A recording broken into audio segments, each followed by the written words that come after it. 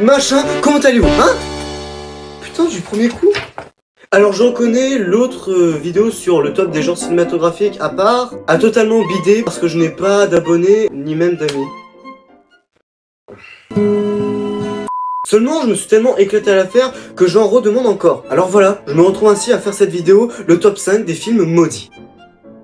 Et il y aura probablement d'autres tops que je ferai à l'avenir. Et même si c'est pour 0 vue, l'important c'est d'y prendre plaisir. N'est-il pas? Cela dit, on a trop discuté et on est donc parti pour le top 5 des films maudits.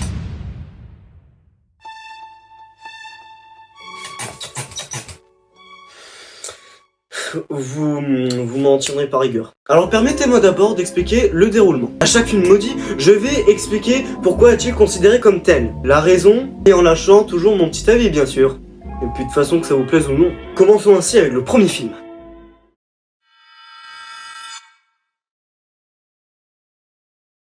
William Friedkin est principalement connu pour avoir fait La Connexion française ou L'Exorciste.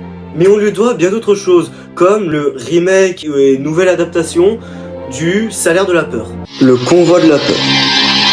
Qui est vraiment aux antipodes du film de Clouseau, mais j'y reviendrai après. Alors pourquoi ce film est qualifié de remake maudit, me diriez-vous? Bah pour le comprendre, il suffit tout simplement de regarder certaines images de certaines scènes, ou juste de regarder les scènes, et ben vous aurez compris.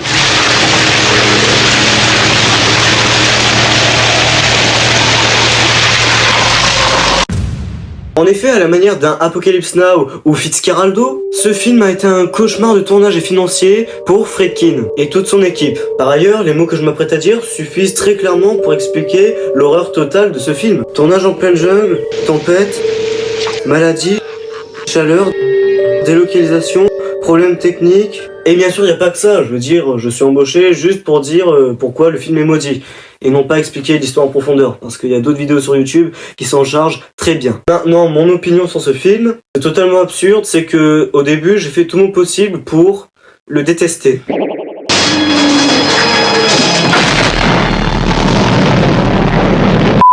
Parce que j'avais vu le film de Clouseau, et je m'étais dit que ça le dépassera jamais. En gros, je l'aimais tellement trop que j'avais peur de le trahir en trouvant un autre film aussi cool que lui.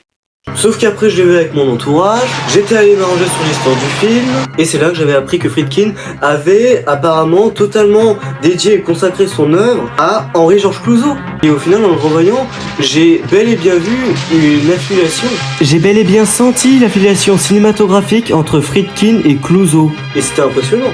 Et j'ai de plus entendu parler qu'à sa sortie, ça avait été un échec total qui avait d'ailleurs bien exténué la carrière du réalisateur William, pourtant au sommet à l'époque.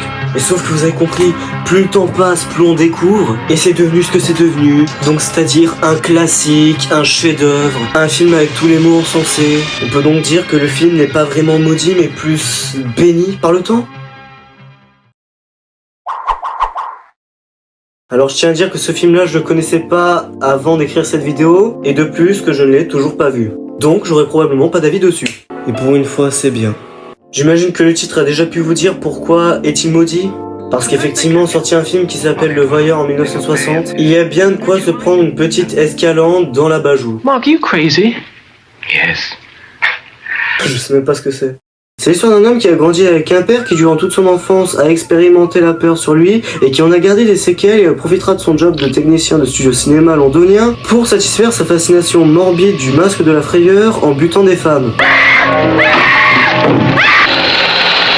Je sais que vous vous dites que c'est incohérent, moi aussi je le pense. Ça l'a pas empêché, même avec une histoire incohérente, de se faire sermonner par un éclat d'ignominie, se faire défoncer par la haine publique et critique, mais surtout de baiser définitivement la carrière du réalisateur. Excusez ma grossièreté, mais... Adieu les cons.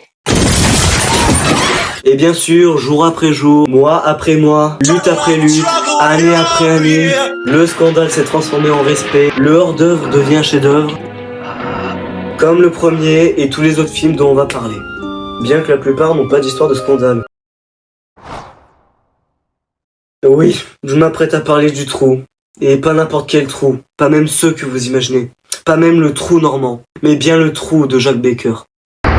Bonjour. Mon ami Jacques Becker a retracé dans tous les détails une histoire vraie. La mienne. Ce grand film admiré par les cinéphiles dans le monde entier, je déconne pas, ce qui n'était pas du tout gagné à sa sortie en 1960. car en plus d'être un échec commercial et critique, certains avaient accusé Baker d'être aux côtés des prisonniers, de les montrer comme des héros, des gentils, victimes de méchanceté, et d'en présenter une image positive. La suite vous la connaissez, le film ne tardera pas à sombrer dans l'oubli et d'y rester pendant un bien long moment. Un demi-siècle, avant d'avoir le même destin que les autres films, qui méritent franchement bien selon moi. Soit à mon avis. J'avais regardé le film pour le plaisir avant de faire cette vidéo. Et j'ai vu aucune prise de position pendant le premier visionnage. Après j'étais allé voir ce qu'on lui reprochait à l'époque, donc j'ai revu le film encore une fois, en me concentrant sur les critiques lui reprochaient. Et effectivement, on aurait pu croire que. Ce qui signifie que je comprends plutôt ces critiques. Mais rassurez-vous, ce n'est pas le cas. C'est qu'une adaptation, c'est qu'un film, un très bon film, très long, mais il devrait faire partie des films à voir dans notre existence. Au moins une fois, au moins pour soi. Donc vous avez compris, je vous le recommande fortement. Passons maintenant à un autre film français qui compte énormément pour moi. Donc je vais avoir un peu plus de mal à parler parce qu'il y a trop de choses à dire. Vous savez quel film je vais aborder, car vous l'avez vu juste avant. C'est le légendaire Playtime du proverbial et vénérable réalisateur Jacques Tati. Vous devez au moins connaître cette affiche haut en couleur, avec ce titre qui est tout autant Playtime. De très grandes images au plan vertigineux.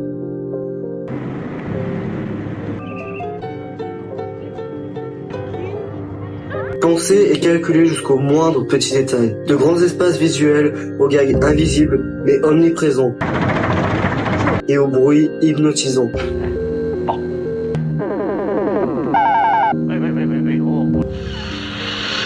Doté d'une colorimétrie légèrement saturée, et je pourrais continuer longtemps à citer les éléments qui rendent ce film unique, car ils sont ultra considérables. Mais justement, était-il pas trop unique pour un public jeune et populaire ?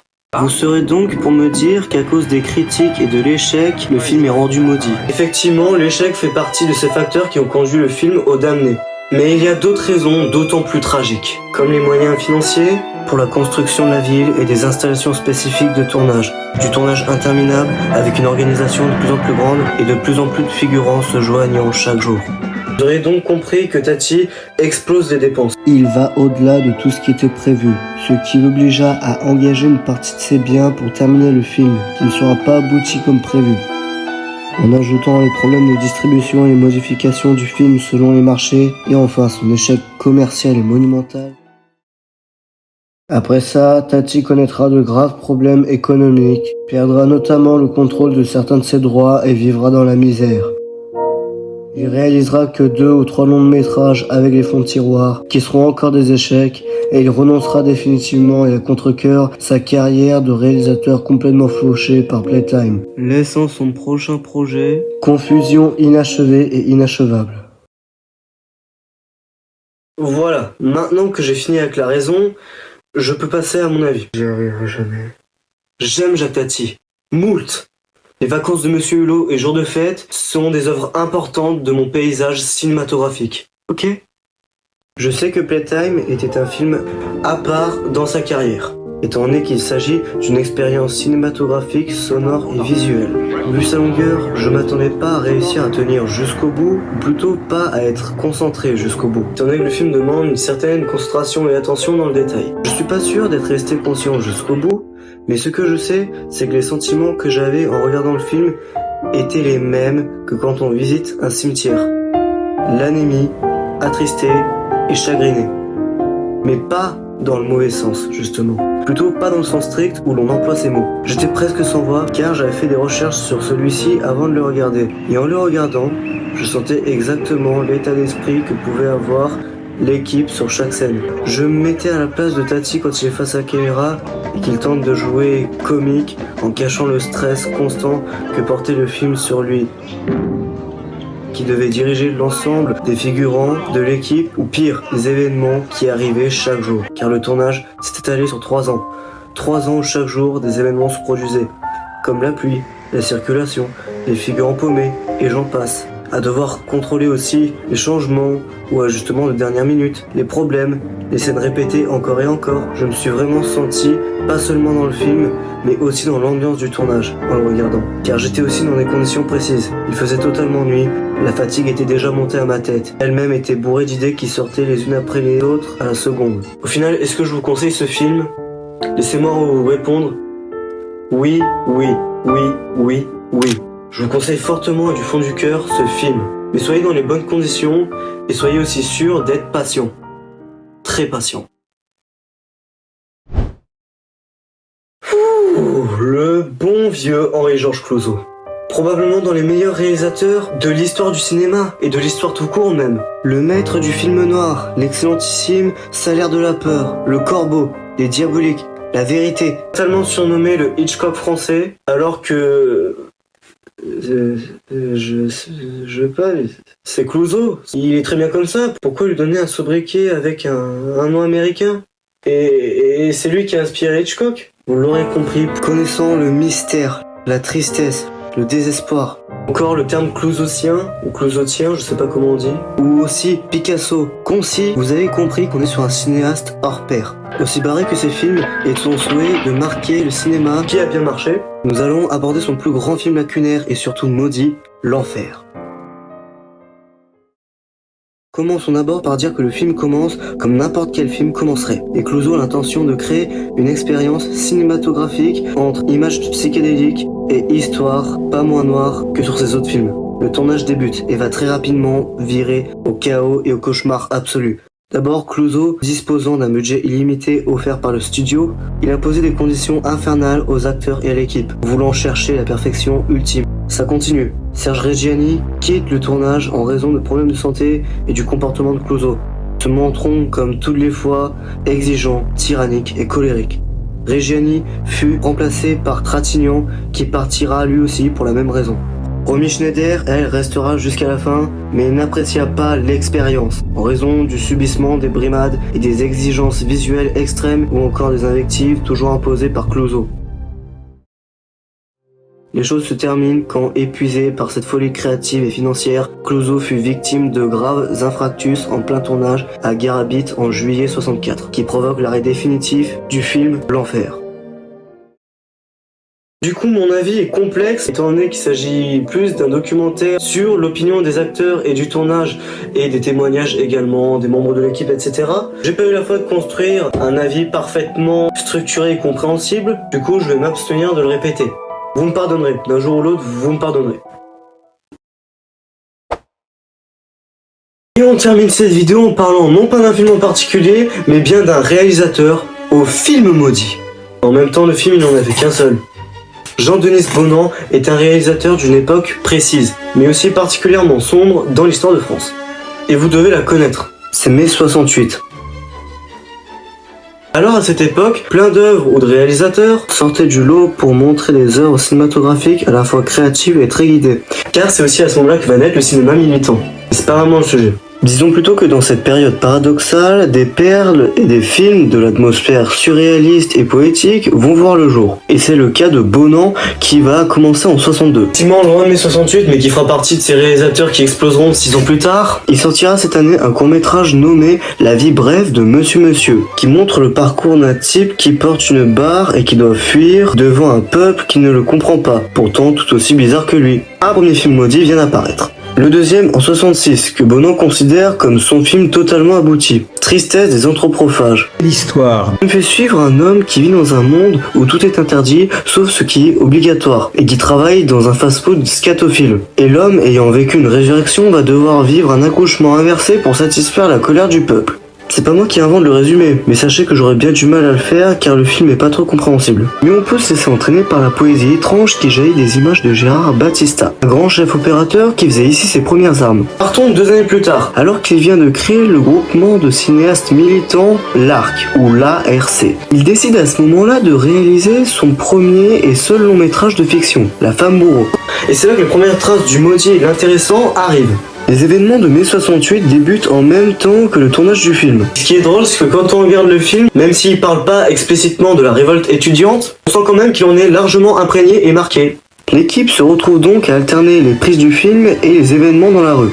Et l'histoire de celui-ci est tout à fait tordue. On suit l'histoire d'un homme, encore, se déguisant en femme pour commettre ses crimes, qui se fait retrouver par la police et poursuivre par celle-ci, ainsi que par ses fantômes de manière très prosaïque. Nous sommes sur un film qu'on peut qualifier de série B, bis et fauché, naviguant entre le surréalisme et l'expressionnisme allemand, teinté d'un érotisme particulier et raffiné, aux textes les plus techniques possibles et aux engagements politiques assumés.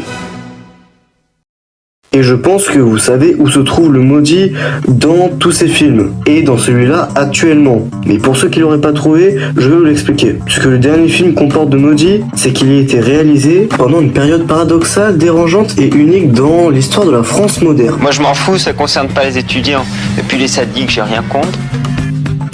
Et pour les autres films, c'est qu'ils possèdent une poésie et fantaisie qui, en plus d'être hors normes, ont des messages politiques en touchant des points sensibles à la limite du grand public.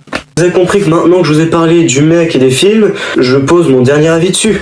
La femme bourreau, je l'ai généralement trouvé interpellant et intéressant. Et je suis sûr que pour vous, ces mots ne paraissent rien du tout, mais ce qui m'a interpellé, c'est que de voir que dans même les situations les plus extrêmes, on peut tourner et finir un film. Et même si Herzog le prouvera plus tard, et bien à cette époque-là, Herzog n'était pas là. Et l'impressionnant, c'est de se dire aussi qu'après tout ça, en étant sorti, il a marqué une époque, une période, voire même une partie du cinéma, bien qu'il était tristement oublié. Donc je vous conseille réellement Jean-Denis Bonan, mais soyez expérimentés et sûrs de supporter le bis de première. Voilà, j'ai fini la vidéo. Ça m'a demandé beaucoup de temps, comme l'autre en fin de compte, mais je suis bien satisfait d'être arrivé à la fin. Il n'y a plus qu'à espérer que la vidéo sorte, mais je suis quasi sûr. Oui, je reconnais qu'effectivement, à des moments, je m'éloignais un peu du sujet de base de la vidéo qui était les films maudits, étant à dire plus de trucs sur le film et le réalisateur. Et je pense que ça se ressent un peu, que j'ai fait plus cette vidéo dans l'objectif d'aborder le trou, Clouseau ou Tati. Mais je pense que j'ai pu te faire tenir jusqu'au bout le sujet, et que vous avez aimé la vidéo, et vous avez compris la suite des choses. Le like si vous aimez, le commentaire si vous avez quelque chose à dire, l'abonnement si vous avez envie. Portez-vous bien, continuez votre vie dans la paix et le bonheur, et que toute l'originalité soit avec vous.